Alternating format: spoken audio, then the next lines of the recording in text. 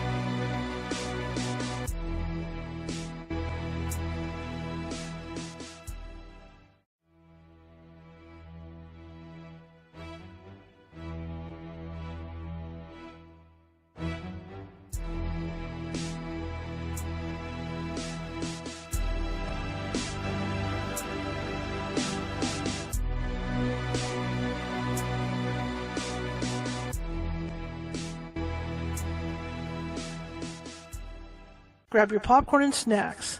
Find a comfy spot, take a seat or lie down, and let me transport you to a place of fantasy, ghost stories, ancient legends, odd creatures, alien encounters, and other magical topics. You may even decide to join the conversation. From faraway lands to your own backyard, with a small dash of pixie dust. Turn out the lights and open your minds. The journey is about to begin. Good afternoon, everybody. How's everybody doing? See, we're usually not on this early, but here I am. So for people on Facebook that are randomly coming by, come check it out, right? My name is Charlotte. I'm going to be your host for the next hour. I'm also the owner of the California Haunts Paranormal Investigation Team based out of Sacramento. We are 45 people strong up and down the state of California, which means if you think you might have a paranormal need, we can get to you. It might take a couple hours to get to you, but we can get to you because we have people spread all over the state. Okay, today's going to be an interesting day. If you're watching from Facebook, please hit that like button and follow, because I'm looking for followers. We're always looking for followers for this show. It's a little show that can, right? YouTube shows us no love, so we got to keep having people share and follow and all that. So if you're watching the show today and you like it, please follow if you haven't done so already, or share it with somebody that might be interested in this stuff. Because as you can see today, I'm veering out of the paranormal format, which is something I like to do. Let me set this up. So I got a cord coming down here. It's attacking me. I like to vary. I'm a journalist. I'm a photojournalist, so I like to change it up. And when I can get someone on like Kristofer, I'm really excited about that because it just changes the topic and gives you more interest. That's why, if you haven't subscribed to our YouTube page, check out California Haunts Radio on YouTube, and we have 450 videos over there of different topics. Just like today, where I'm varying stuff. So I think there's something in there for everybody. So if you go, just check it out and see what you think. And again, share the show with everybody you can think of and get the word out. And if you are watching from YouTube today, there's a little ghost in the bottom right-hand corner. And if you click on that, that subscribe button will pop up. Because, of course, we're always looking for subscribers. If you're over on TikTok and you see this later on today, please, please, please follow. And, yeah. So my guest today, I was not a child of the 60s. I was like late 60s, early 70s. I'm not going to tell you when I was born. But I remember listening to the Beatles growing up. My sister and my cousins, because they're all like 11 years older than I am. I'm the youngest. And I remember listening to them tell stories about the Beatles, and I remember listening to the Beatles. And I'm a huge fan, And my guest today, Kristofer Engelhardt, has 4 books out, and he talks it. And one of the things he talks about is what they were like. Plus, the Beatles helped a lot of the Beatles helped some other musicians, not only with inspiration but with other types of help. So that's what we're going to talk about today with Kristofer. Okay, so let me bring Kristofer on, and yeah, here we go. Let the show begin. Oh, I didn't push my button, didn't I? There we go. See, I'm missing my buttons today. Early schedules throw me off. Okay, here we go. Can you hear me, see me? I hear you fine, sir. Wonderful, wonderful. Glad you took a little diversion. Otherwise, you probably wouldn't have run into me or had me on the show. Yeah, see? Pleasure to be on the show. I'm excited to have you. Thanks for the invite. Tell me about how you started writing about the Beatles. Well, I was fortunate enough to see the Beatles live at Olympia Stadium in Detroit in 1966, both the afternoon and evening shows. And that really supercharged me. I was about 14 years old at the time and giving away my age. And it was more event than it was musical. I was pretty steeped in music from an early age. Both of my parents were musicians, and they would take me to a lot of concerts and a lot of Broadway plays. So I was steeped in Broadway musicals and show music, Frank Sinatra, Bing Crosby, Tony Bennett, that sort of music. But when the Beatles came along and I got to see them, first of all, I loved their music, but seeing them live was more than just musical. It was a true spectacular event. And we can go into that later. Sure. But that really got me going on collecting their records. And when the Beatles broke up, there was a book that came out a few years afterwards, written by 2 gentlemen, Harry Castleman and Wally Podrazik, and the book was called All Together Now. And it was basically a discography, but this discography not only included the Beatles recordings and or record releases, which discographies are. Mm-hmm. Not only their U.S. record releases, but their British record releases, but also their solo releases. Because the bad thing about the breakup was we lost the Beatles. The good Right. thing about the breakup is we got four times as many albums because of the four individual solo albums as we would normally have gotten had the Beatles stayed together. Mm-hmm. In addition to the solo recordings that were included in this discography, these two discographers also included the Beatles' musical contributions to other artists' recordings. Oh, This is not just influence, this is direct musical contributions and collaborations with another artist, whether it was John or Paul writing for Billy J. Kramer or Peter and Gordon, or whether it was John Lennon working with Elton John, or mm-hmm. David Bowie, or George Harrison working with Delaney and Bonnie, or Paul McCartney working with Mary Hopkin or Badfinger. All of those collaborations and contributions were included in this book. So not only was I out collecting Beatles and solo records, I was out collecting, trying to hunt down all these records that the Beatles appeared on for other artists.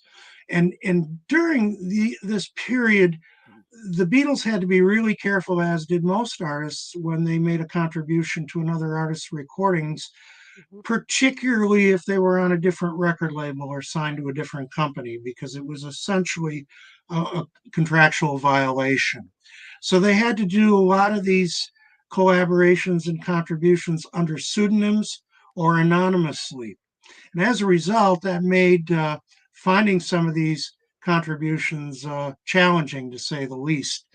And that set me on a course to try and discover every single solitary contribution that a Beatle made to another artist's recordings, whether it was a composition, whether it was singing background vocals, playing guitar, playing bass, playing keyboards, playing drums, um, producing, engineering, mixing, you name it. And so I dedicated from about the late 80s, early 90s, all the way up to right now, Mm-hmm. tracking down. It was really very much a detective story and a mystery story, tracking down all of these obscure contributions, some that were noted and were high profile for well-known artists, and some that were for very, very obscure, unknown artists, struggling artists that the Beatles, with their talent and generosity, were kind enough to help out. So that's really the subject of the book. And not only is the book uh, does the book catalog all the data regarding these recordings, where it was recorded, when it was recorded, who produced it, the other musicians that played on it, the record it appears on, the catalog number, release date, etc. But it also gives the backstory. It gives a brief biography on the artist, and then it goes into the backstory of how they came to work with one of the Beatles. Basically, the story of the day that a Beatle showed up in the studio to help one of these people record their song. That's incredible. How did you find out this information? Because, like you say, it was a lot of it was clandestine.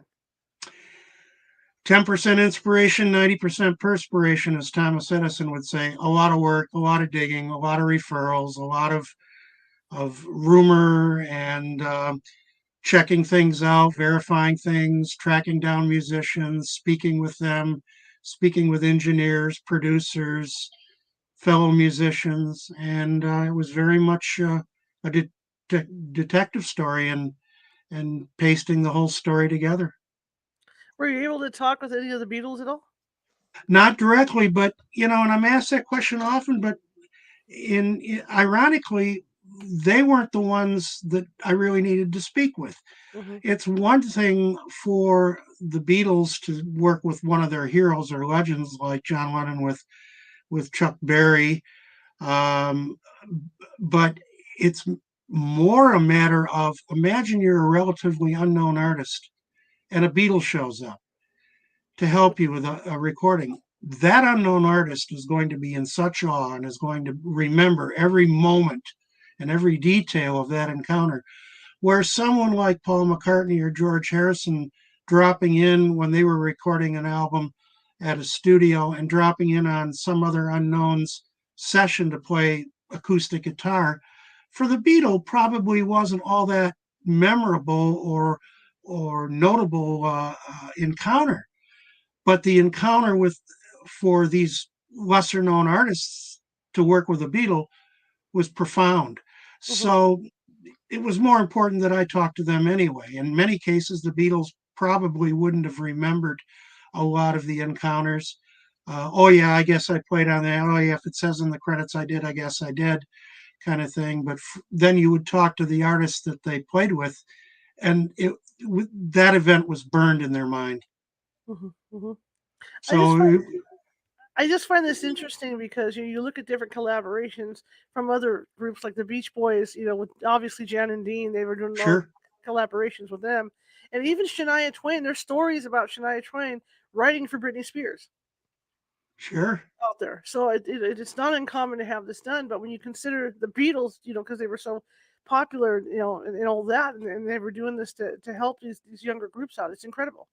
It is incredible. It really is. And again, it speaks to not only their diversity of talent, but their generosity of spirit and the camaraderie. And I think, when you were a struggling band like the Beatles were for many years, most people think, 1964 Ed Sullivan overnight sensation. Hmm. Hardly the case. They were a struggling band really from about 1959, 1960, all the way up to mid 63 before they were really a phenomena. And so they never forgot their roots. They never forgot where they came from humble beginnings, and really had to struggle from the bottom to make it to the top. And I think they never forgot that, and they always appreciated that, and were willing to try and help other artists along the way. Well, that's what I find so cool about it is that they didn't get a big head. Because a lot No, of those guys, they get a big head and that's it. Nope, nope, I'm doing do my own thing. I mean, this is a group that had so much popularity, and yet they took the time out to do this with other artists. yeah, yeah, and it's a fascinating story, and I think it's sad that a lot of so-called Beatle fans have either ignored or aren't aware of this aspect of their career, because I found that some of George Harrison's finest solo guitar work was for other artists on other artists' recordings. Just some Mhm. phenomenal slide guitar work. And so, for people that think that the Beatles are all about the Beatles and their solo career, this is a whole nother flip side to their career and to their music. And they really stretched and broadened themselves, because imagine, for example, Paul McCartney working with youth and in electronic music, classical music, worked with Johnny Cash and country music, has worked with folk artists like James Taylor, worked with just a wide range of musical genres and musical styles. George Harrison working with Ravi Shankar for all of those years Mhm. with Indian music, and George Harrison played on a Cheech and Chong recording, if you can imagine, or John Lennon working with Yoko Ono on her avant garde music, or David Bowie or Elton John, and Ringo working with country artists and blues artists, and with Ravi Shankar as well. Mhm. So it just opens up a huge encyclopedia of daisy chains of musical acquaintances. That's the thing. And when you're just talking about that, and like everybody, when they think of the Beatles, they think of the rock and roll, they think of all this stuff. But I mean, these guys obviously had enough rich background to be able to do the country music and all that, and that's what makes it so cool. Yeah, I agree. Yeah, it's rich, it's diverse, and it's eye opening. So, can you tell me, songs that people might recognize? The titles of songs that people might recognize now. Well, the Beatles have been doing this for 60 years. I mean, David Bowie Fame, that was co-composed by John Lennon, and John plays guitar on it and sings backing vocals on it. That's a huge hit that we've heard since the day of its release.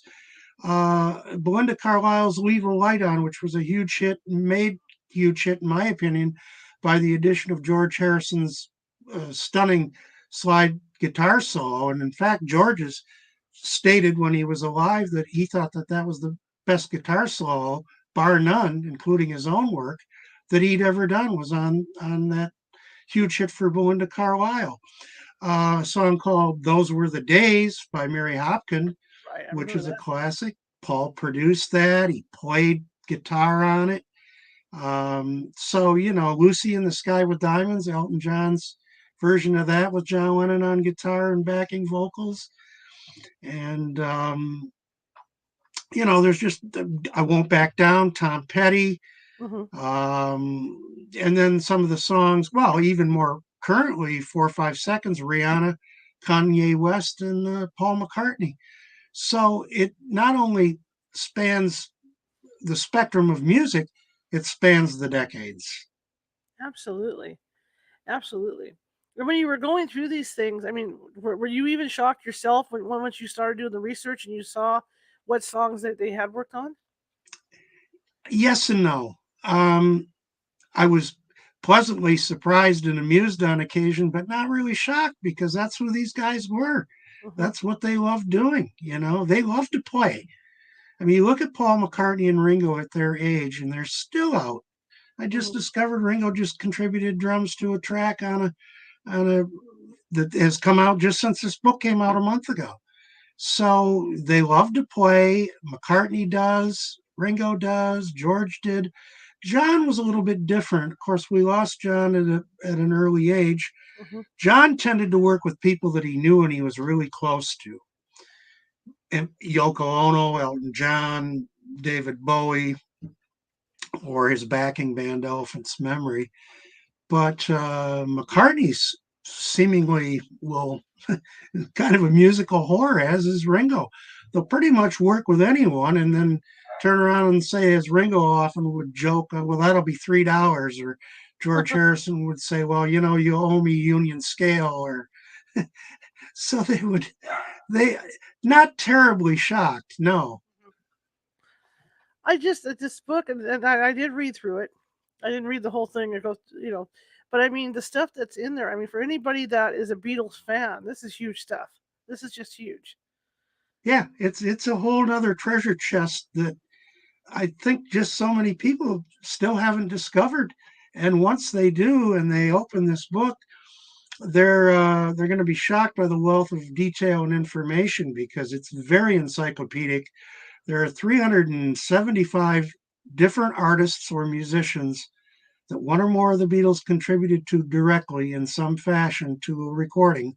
There's over 1,000 recordings in total in the book that are documented that they contributed to. And this new updated edition has 90 new chapters. If that gives you any idea of just how much Ringo and Paul McCartney have done in the last 10 years, 12 years since the last edition. So they're very busy guys, those two. Now, for the people that you were able to interview, did any of them work directly with any of the Beatles at all? Oh, yeah, all of them, all of them. Yeah, And yeah, what is? either directly with them or were members of their band Mm-hmm. or were long associates and worked numerous times. Like Jeff Lynne had worked on numerous projects with George Harrison. In addition to Traveling Wilburys, he worked on with George on some Tom Petty stuff and some. George worked with Jeff Lynne on Jeff's solo albums, and Jeff produced George's last two albums. So yeah, it wasn't just a one-off. In a lot of cases, I mean, there are countless examples of recordings that George Harrison played on for Bob Dylan Mm-hmm. and Ringo as well for Bob Dylan. So it wasn't just a one-off. Sure. In many cases, their collaborations span decades. And what were their impressions of the Beatles? Oh, I think the reason that Ringo Starr's all-star band, no matter who have been members, and when you look at the variety, you talk about the variety of music and musical people that the Beatles have worked with. Look at all of the all-star band members of Ringo's all-star band and the diversity of those musicians. And all of them will tell you that the reason that those bands work is because they all want to serve their their hero, Ringo. Ringo's the band leader, but Ringo, more than being a band leader, is the drummer in the band, and he loves being the drummer, and he loves letting these other guys get out there and play their hits and play along with them. And they are honored to be able to do so and are give it their all because of their honor and respect for Ringo. And I think that holds true for anyone that McCartney worked with or Harrison worked with. I mean, imagine when George Harrison shows up, and they form the Traveling Wilburys with Jeff Lynne and with Tom Petty and with Roy Orbison and with Bob Dylan. And I mean, this was a mutual admiration society, and Harrison's association with Roy Orbison goes back to the early 60s when Roy toured the UK. The Beatles were his opening act. And by the end of the tour, the Beatles were the headline act, and Roy Orbison was the opening act for the Beatles. And he immediately recognized that this band was going to be huge. And they remained friends from that point forward. So it was no accident that somebody like a Roy Orbison would end up in the Traveling Wilburys. Mm-hmm. And Tom Petty, of course, all you have to do is listen to any song he ever recorded, and you're going to hear Beatle influences in it. And ELO, come on, let's be honest, kind of a Beatle ripoff band. Yeah. So, it cut both ways. It was a mutual admiration society all the way. It just like I said, this just blows my mind. This whole thing, because it's it's just to have them take the time out to do this stuff.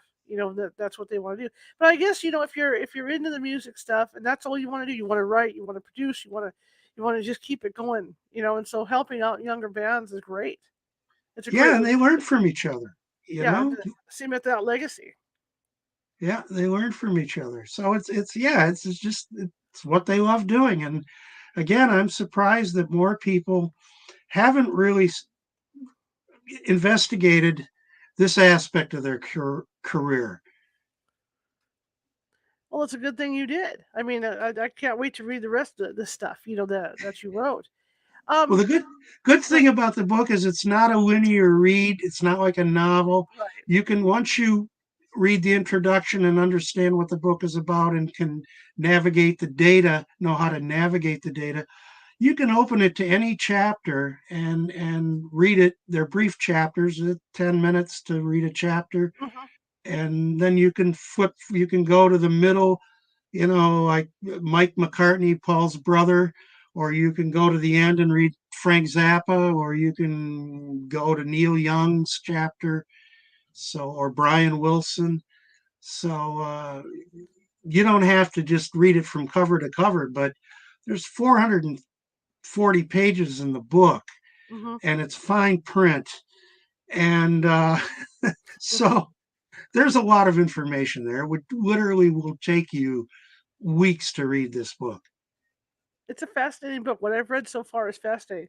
What do you Thank you. think is the appeal of the Beatles to everybody? I think it's good music, number one.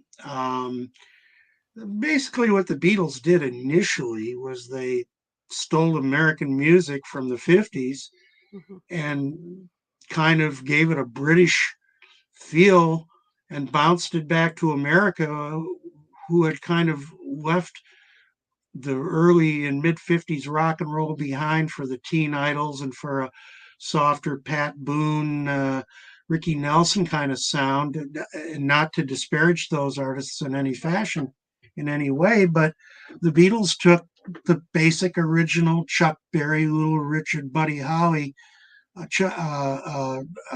Elvis Presley music, put their spin on it, bounced it back to America, who rediscovered it, And then the Beatles took it from there. They were very creative. They wrote their own songs, which was novel for that time. Mm-hmm. And they were incredible songwriters, and they continued to develop. They were never afraid to take chances.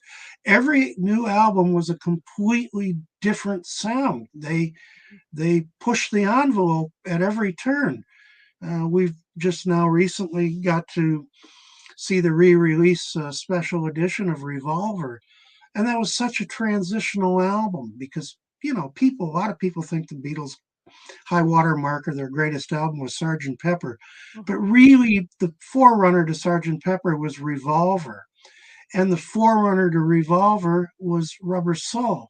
So all of these albums were progressive and evolutionary. Each one built on the last one. It wasn't like, well, the last album was a hit. We'll keep that formula. Right. We won't change anything. We'll make Rubber Soul 2, Rubber Soul 3, Rubber Soul 4. And you end up with 4 albums that all sound the same and maybe they have hits, but they don't push that creative envelope. Mm-hmm. So when you have a band that is willing to say, okay, we did Rubber Soul, now we want to do Revolver, something completely different Mm-hmm. with songs like She Said, and Tomorrow Never Knows, and Love to You, and I Want to Tell You, and introducing sitar music and backwards loops and backwards vocals and backwards guitar, and slowing songs down like Rain instead of releasing them at their normal speed. All of these were things that no one at that time had ever thought to do. And a Mm-hmm. lot of credit goes to George Martin for that. So, because he gave them he was, they had the ideas, he could implement them for Mm-hmm. them in the Mm-hmm. studio. So, I think that's what made them unique. And I think that's why they are revered, and they are a cut above all the other bands from that period because they weren't afraid to take chances. Right. Because you hear, I agree with you that during that time period, you hear a lot of stories, even with, like, even Elvis, these people like him, about the demo records, where people would record these demo records in their style just to catch their ear, and then the singer would take that stuff and use it for material. And to have something so fresh with somebody writing their own material really, really set the Beatles away from everybody else. Oh yeah, yeah. I think the songwriting of Lennon and McCartney was really the determining factor in why they were as big as they were. I mean, Elvis, great performer, incredible voice, but he wasn't a particularly gifted musician, and let's be honest, he couldn't write a song to save his life. Right, right. And when you have John Lennon and Paul McCartney, and then latter day come George Harrison, who towards the end of the Beatles, as a group, really came to the fore as a co-equal in songwriting. So to have one band with 3 amazing songwriters and one of the best darn drummers on the planet, I mean, how can you go wrong? Absolutely, absolutely. How long did it take you to put this together? Well, really, this Beatles Fully Uncovered is volume 3. I started with Beatles Undercover. It came out in 1998, and Beatles Undercover. I started in 1995. Took about 3.5 years to write, and then 12 years later, I put out Beatles Deeper Undercover, Mm-hmm. which was an updated version of Beatles Undercover. That took about 2.5 years to update. Yeah, there's the first book. There we go. And then 12 years later, again, Beatles Fully Uncovered, and that took about another 2.5 years to update that one. So in total, about 8.5 years Mm-hmm. of very hard, diligent work and research to get to the point where I have this third and final updated edition. And then, of course, I also did a book called From Grand Funk to Grace, which was an authorized biography of Mark Farner, which came about as a result of me interviewing Mark for Beatles Undercover. And Mark so liked my chapter on him in that book that he, being a fellow Michigander, got a hold of me. We kind of ran in similar familiar circles. He got a hold of me and said, "How would you like to do my book?" And I said, "Absolutely." So that's how that one came about. Fantastic. Now, when you spoke to people about these sessions, what did they say the Beatles were like to work with? I mean, was it a fun atmosphere, or were they worker bees, or how'd that work? Almost always it was fun. It was usually a situation of right place, right time, Hmm. happenstance.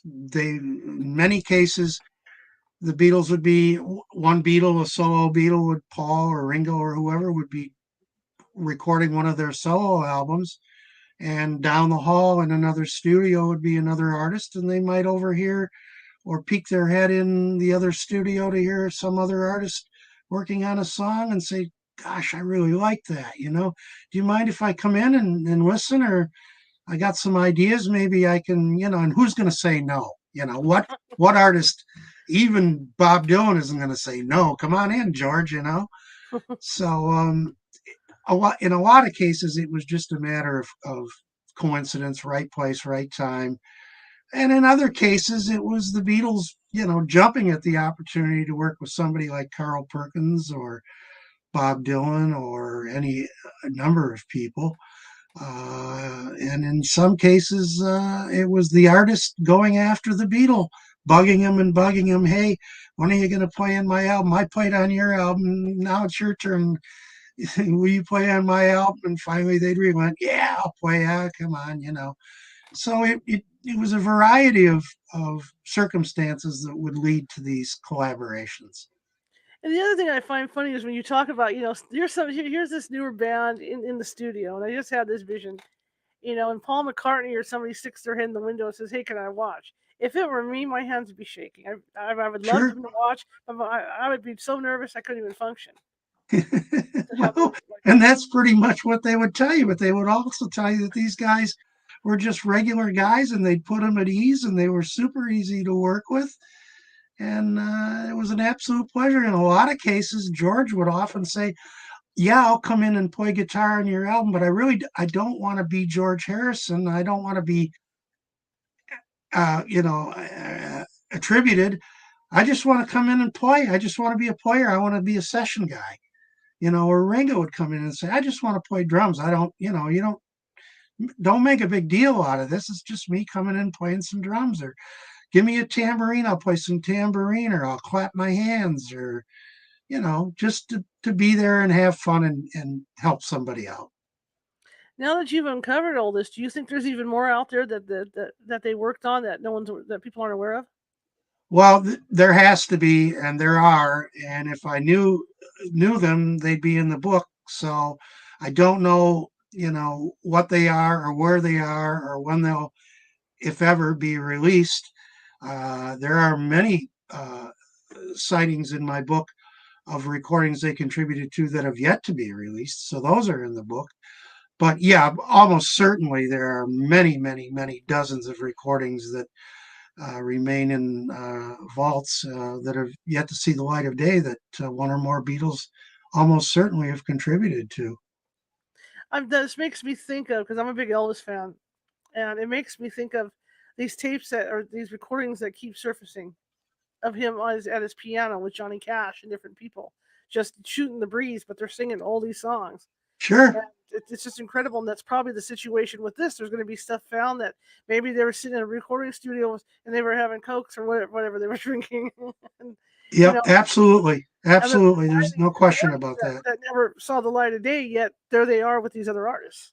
Yep. There's probably far more than I would even suspect, and hopefully someday we'll get to hear them. I don't know if I'll be around long enough to be able to document and discover all of those. And there are certainly plenty left yet to come that they haven't done, but probably will do just in the next year. Yeah, and what people got to remember too with these recordings is, when they do come out, they're raw. They're not going to be the best quality recordings, but I mean that's what you're hearing. You're hearing what happened at that particular moment, that second, when they all sat down and started singing. Yeah, outtakes, rejected songs, jams. I'm sure that George Harrison, somewhere in his tape library at Friar Park, his home studio, there have to be reels and reels and reels of jams of him with Carl Perkins or Jeff Lynne or Bob Dylan or God knows who. I mean, all kinds of people, friends and acquaintances and neighbors. Jim Capaldi was a neighbor. Gary Moore was a neighbor.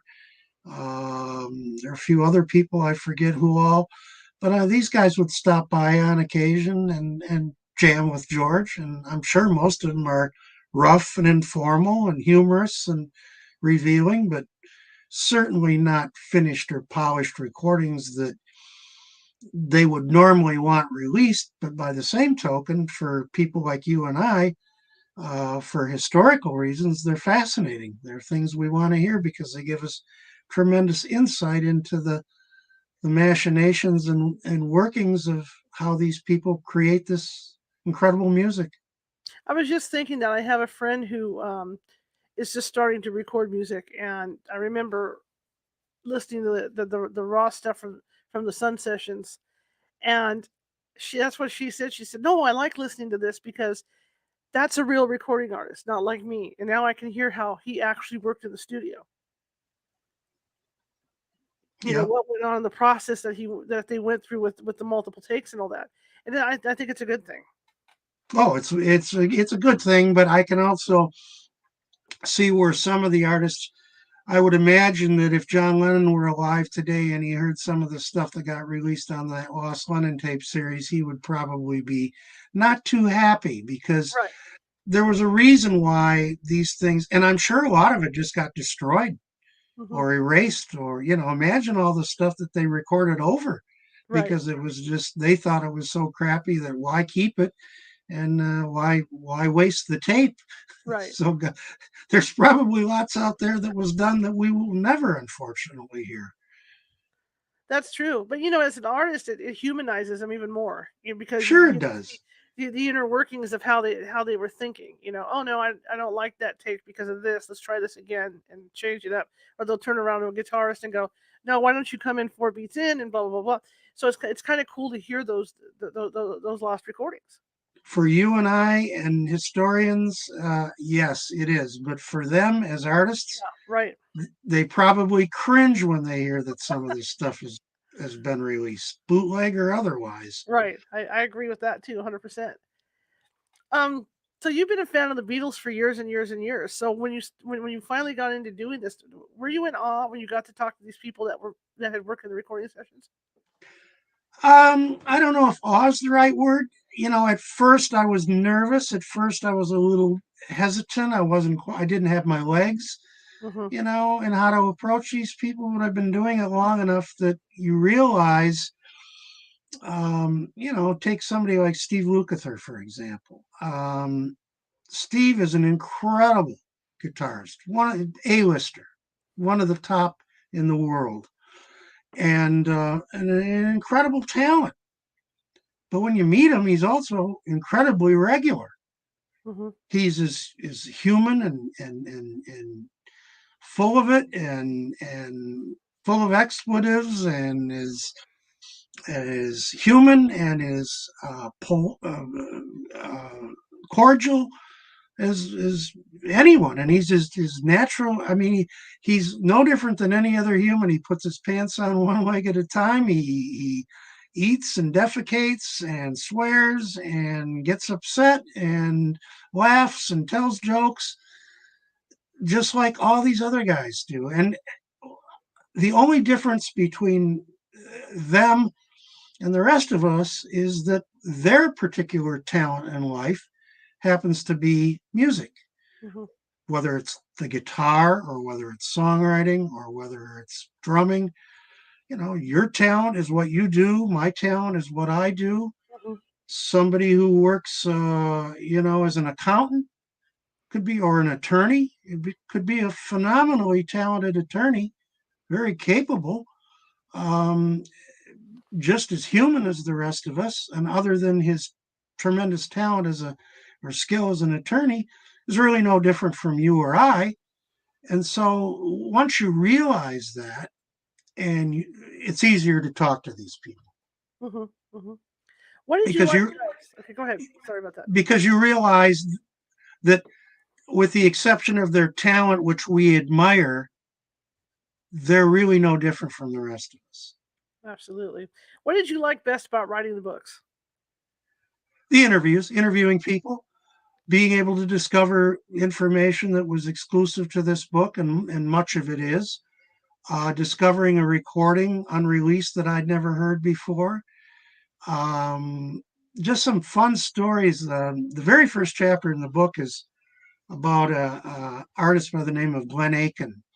And it's a fascinating story. He was a musician from New Zealand that left New Zealand and ended up in the Maldives Islands at one point, playing at a Hilton hotel as an entertainment director and a kind of a guest services director. And he's out playing one night for some diners on the beach, and he looks out in the front row, and there's Paul McCartney with his wife. Wow. And he is nervous, needless to say. And he'd been forewarned that somebody famous was going to show up at the hotel, but he didn't know who it was going to be. And then he found out that night. Well, the next morning, he's working in guest services, and he runs into Paul McCartney, comes by and compliments him on his music the night before and how much he enjoyed it. And he says, by the way, he says, I want to do some diving. He says, and I need some video equipment. He says, do you think, can you help me to find some video equipment to film my underwater diving excursion? And Glenn says, I'm just your man. He says, because I also work in guest services, and we have that equipment, and I dive. So I'll take you out and I'll film you, which he did. They Wow. came back after the fact, made a little DVD out of Paul's dive, and they wrote the music together for the DVD. And Nice. then later, during McCartney's stay, McCartney got up and jammed on Beatles songs with Glenn.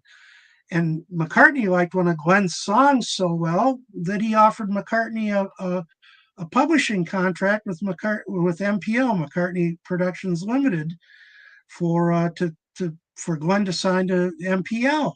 So Glenn Nice. moved to London, signed with MPL, and Paul eventually dropped by one of his recording sessions and laid down some bass on one of his songs on his album.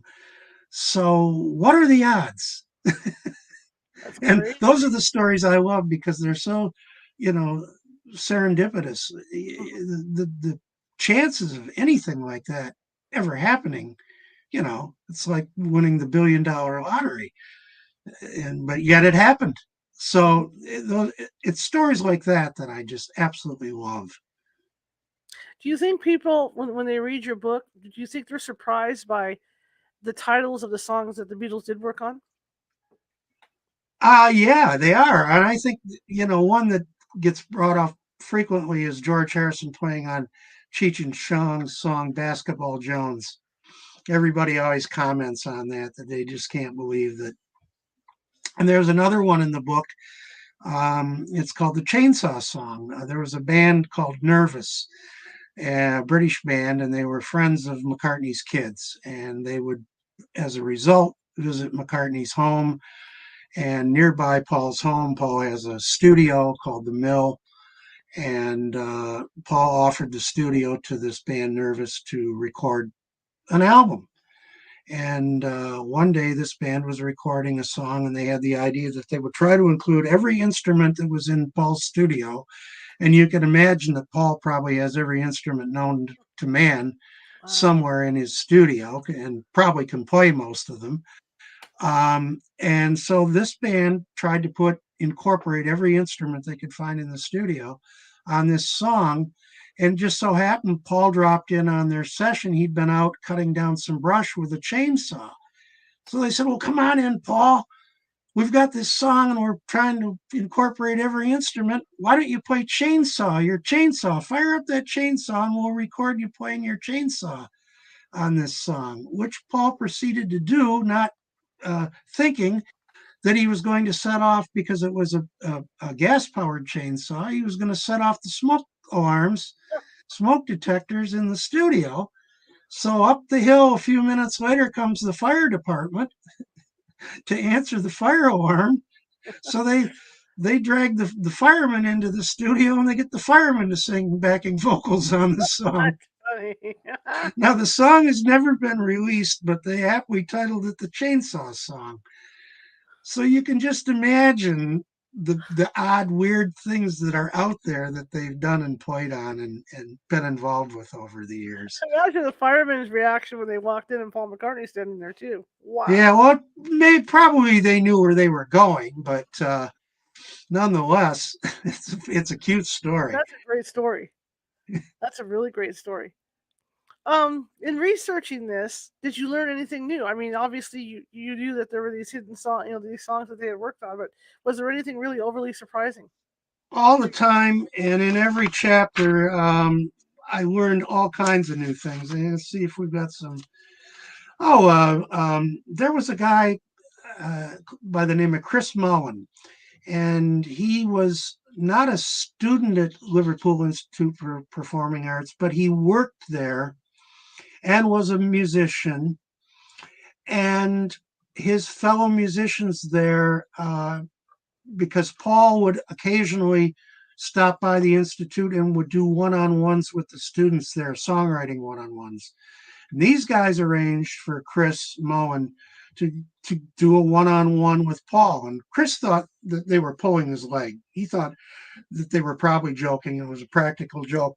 But when the day came, he walked in the room and there was Paul with his guitar, and Chris walked in with his guitar, and he had some songs in mind. And he had one song called Myself Fooling Me. And he sat down with Paul, and Paul helped him with the middle eight of the song. And Paul described to him how he and John Lennon used to, for middle eights, when they were stuck on a middle eight, they would say, well, let's take it on a journey. Let's take it like on a vacation. Let's take it somewhere in a different direction and then bring it back home.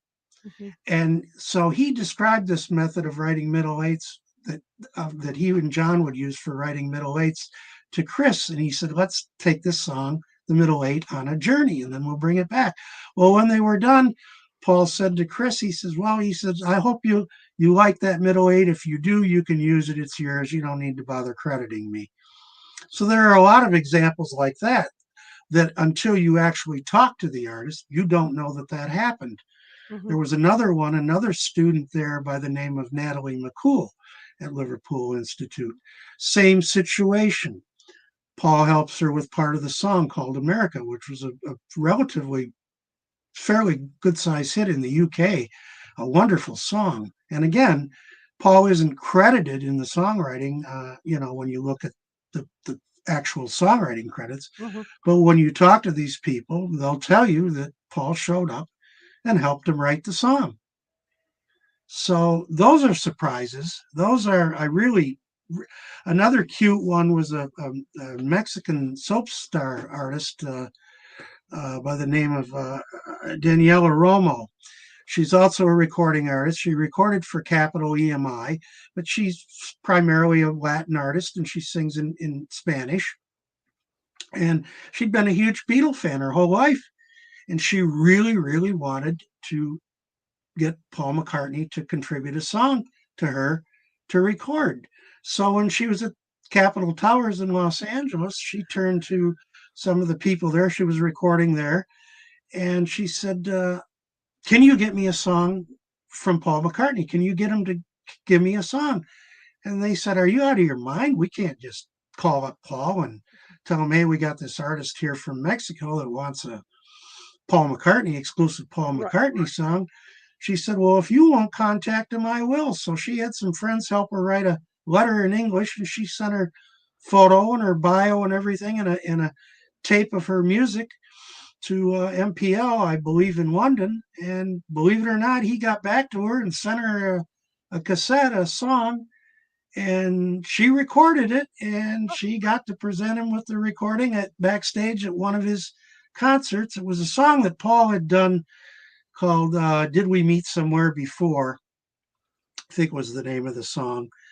And it was for a soundtrack, and it never got used. It was recorded by Wings, sat in the vaults, and McCartney sent her the song. She had to change the lyrics into Spanish, and had to change the tempo a little bit in a few spots and the title, but it was basically the same theme. And she actually officially released it before McCartney did, so it qualifies as a contribution. And then Paul released it about 6 or 8 months later as a B-side to one of his singles, I think from his Flaming Pie album, if I'm not mistaken. But yeah, that's another cute story. Or the time that Paul showed up, he did a video for Early Days in Los Angeles, and they were hired in some blues players to be a part of this video. And these 7 guys that showed up had no idea who they were showing up for or who they were going to play for. And when they got there, they ran into Johnny Depp and then were told that it was a shoot for Paul McCartney. And they were basically just hired as props to fit the theme of Early Days, because the concept of the video for Early Days was to be like a young John and a young Paul McCartney first meeting and writing songs together, except they used 2 young black kids from the Mississippi Delta who meet each other and write blues songs together. So these blues guys were hired, and they were fairly well-known blues guys, but they were hired essentially as just video props.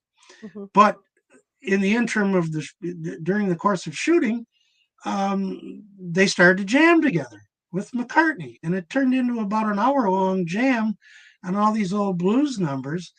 And they said in between takes and breaks, McCartney would tell them all these humorous stories about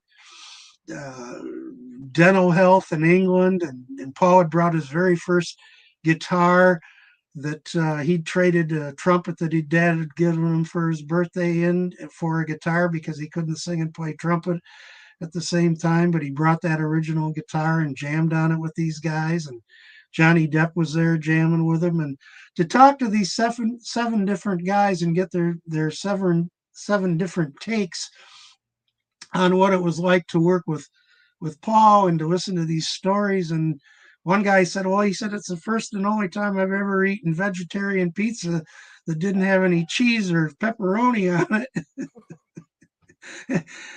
But just funny stories about how down to earth Paul was and how much fun he was to work with and how open he was about telling stories about the Beatles days and about his early musical influences. So those are just kind of some of the stories that are in the book that you're certain not to read anywhere else. That is really cool. What's next for you? Been approached by a fairly well-known artist on and off for me to do a book on them. I can't reveal who that is, but hopefully that will happen. I would sooner rather than later, as none of us are getting any younger, so he or I. Do you think that any of the Beatles, the remaining Beatles, are aware of your books? Yeah, I think they are. Yeah, I think Paul and Ringo are. George was. George sent me a handwritten note after I sent him my first book and said, "What a book, a marvelous job." So, nice. And that's reprinted in the back of the book. What did he say? He said, "What a book." I have to look at it. I can show you. There it is. It said, signed a photo, an unpublished photo. Cool. And then it says, K, what a book, a massive job, GH. That's awesome. And that was on the back of the photo. So he really enjoyed the book.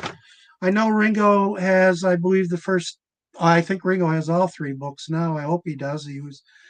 I got him to the right people to get him to him, so I think he has them. I've never heard back from Ringo or Paul. I did send Paul, I believe, the first book. I don't know if he has the second book, but yeah, I'm sure they're aware of them. I hope they are, because it's really a tribute to, as I say, their talent, their time, and their generosity.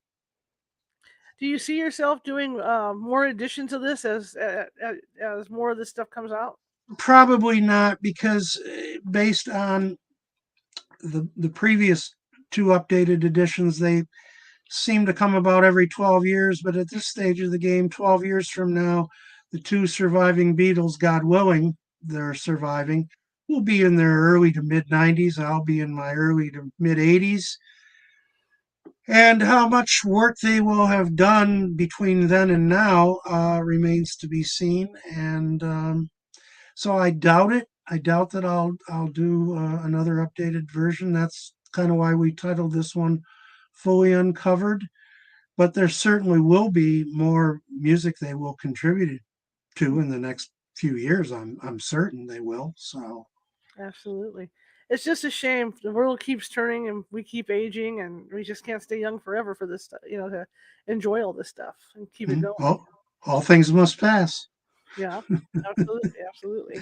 And folks, if you are interested in a signed copy of my book, you can email me. And this is a really easy email to remember because the Beatles were a recording group between 1962 and 1970. And they put out two albums, or EMI did. Hmm. One, the red album called 6266, and the blue greatest hits album called 6770. So my email is 6270 at charter.net. Very simple, Very simple. easy to remember, and you can get a signed copy from me. Just email me and I'll set it up for you. Or you can go to Amazon, or you can go to CG Publishing, who have a website. They also sell the book, especially if you're up in Canada. You don't want to have to pay all the ridiculous postage. You can get the book from my publisher up in the Toronto area, CG Publishing, or any other online or retail bookseller. Cool, cool, cool. So I the have one books more are question. available. Yeah. What did because with all the hype around the White Album, what did you think of the White Album? The White Album, in my opinion, was arguably their best album. I would say Revolver for me number one, the White Album number two, probably Rubber Soul number three, Abbey Road four, Pepper five, and Hard Day's Night six. Okay. And then the rest. Wonder what you thought of it, because I mean that's the one. I mean, for a lot of the younger people, because of what was kind of connected to it, that's the one that comes to mind for a lot of people is that White Album. Yeah, great album. I mean, you could make the argument, as George Martin tried to do, that they should have pared it down to one album, Hmm. or maybe waited and not done the double album. There were a few bits of filler in there, but all in all, it's a pretty tremendous album. And I think it more than any other album, you can see it's almost four solo albums in many respects. It's the four individuals come through a lot more predominantly than on previous albums or even subsequent albums. It very much Paul's work is very Paulish, and John's work is very Johnish, and George's is very George, and so yeah, it's four individuals, on that album in many respects, but excellent songwriting, great album, and going from the Pepper album to the simplicity of the white cover, Hmm. I think was interesting. So And like when you say about that, about it was like four albums in one. I think once an artist gets inspired like that, it just comes all at once. And so, I mean, that I think that's what was part of that was they were all really, really on fire and inspired at that point. So they wanted to get all that down. well, and I think a part of the reason, a good deal of the reason for that is because most of that album was written when they were at the Maharishi's ashram in India. So there were no distractions. They were there with little to distract them. They didn't have to do press conferences. They didn't have to do videos. They didn't have to do any live performances or recording dates. They simply could sit around outside with their guitars and write songs. And Hmm. then when they got back to England, they had all these songs written and bang into the studio and away they went. But was really the first real break they had where they could sit down and concentrate solely on songwriting. Absolutely. I want to thank you for coming on. I really appreciate it. I learned so much about all this from you. Well, I want to thank you. All thanks to you. Without you, I wouldn't be on the show. So thanks for inviting me. And again, folks, if you want to get a signed copy of the book, email me at 6270@charter.net and we'll set you up with a copy. They make wonderful Christmas presents. And how can people find you? My email, 6270@charter.net. That's the best Okay. way to find me. Or Facebook. I do have a Facebook. You can message me there. Or you can get a hold of me through my publisher, CG Publishing. Or you can just go online to Amazon and get a book there. But if you do, I hope you'll leave a review. Right now, we have across the board 5-star reviews, only 5-star reviews. So I'm really pleased about that. But we could always use more reviews. I'd love to get feedback from people, and I think it helps other buyers as well. All right, sir. Well, thank you so much for coming on, and maybe next book you have out, we'll get you back on and talk about it. Oh, anytime. Pleasure. All right, sir. Well, you have a good evening, okay? You as well. Take care. Okay, bye-bye. All right. Well, that was really interesting about the Beatles, and I am a Beatles fan. I'm an Elvis fan, but I'm also a Beatles fan. So, yeah, I learned so much. Tomorrow we're going to be here at noon Pacific. Okay, make a note of that. Okay, noon Pacific, and we're going to be talking with Mike Rinder about Scientology, and he's got some stories to tell. He was a Scientologist for more than 30 years, and he broke away from the church, so he's got a lot of stories to tell. And he not only that, he was a board director, I believe, a board director for Scientology. So grab your popcorn and snacks and strap in for that one, because that's going to be a cool show. So that'll be tomorrow at noon. Okay. I want to thank everybody for coming today. And as usual, the spiel is, if you like the show, share it with 5 people. If you hated the show, share it with 5 of your enemies, because we are equal opportunity here at California Haunts Radio. Also, you can check us out at CaliforniaHauntsRadio.com is our website. And we have a new YouTube handle, which is going to make it easier to find us. And that handle is youtube.com/@California Haunts Radio. And the C, the H, and the R are capitalized. And that will take you directly into our radio site over on YouTube, where we have all our lives. And remember, when you get over there, there's going to be some tabs across the top, because YouTube has made some changes to make it more user-friendly. So you have to click on the live to get to all these shows that we're doing here in this format. Okay? But everything's there, and that's the way to find it. And like I said earlier, we do a plethora of different shows. Like today, we were talking about the Beatles, tomorrow Scientology, because I like to change it up. I'm a journalist, photojournalist, so yeah. But anyway, thank everybody. Please share with 5 people, no matter whether you like them or not. We want to get the word out about this show. If you like what you saw and you're on Facebook, please hit that follow button. If you're on YouTube, hit the subscribe button, so that you are informed every time we put something out. Also, if you are a subscriber on YouTube, they have a community tab, and I've been allowed to kick into that. So I will be posting messages and polls over there. So if you want to check out the community tab for California Haunts Radio, please do so, because there's some stuff over there right now. And I'm trying to take a poll to see what you guys really like. You like cryptids? You like ghosts? You like UFOs? You like this other kind of show? Let me know. Let me know what you like, and then I can aim the show a little bit more for you guys. Okay? It's all about you and your listening, because that's what I'm here for. All right. Anyway, I want to say goodbye. And down at the bottom, you see that ticker tape going, and that's because California Haunts doesn't take any money to investigate or anything like that. And I have bills to pay at the beginning of the month, just like everybody else. And if you could help me out, that would be great. I would appreciate it to help me pay these bills. PayPal.me at California Haunts, or Venmo at California Haunts. And it's just all the income that comes in from the donations goes into either the group for equipment and transportation and stuff like that, or it goes into the bills here for the radio show, because if a computer breaks, I have to pay for it out of pocket, or my producers do. So it snowballs. But anyway, I appreciate each and every one of you, and I thank you. So I'm going to put his information out for you before we end, and then we're going to call it a day, and I will see you guys at noon tomorrow Pacific. So here is his stuff. And there's 4 books. His website is facebook.com/Kristofer, Kristofer, .Engelhardt, Engelhardt, Hardt.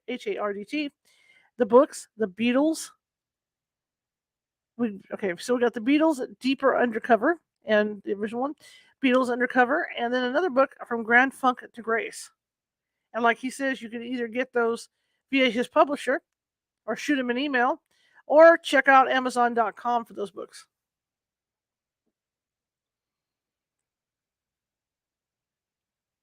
Okay, that's it. And I'm done. And I will see you guys tomorrow at noon Pacific for Scientology, for a deep dive into Scientology. Here we go.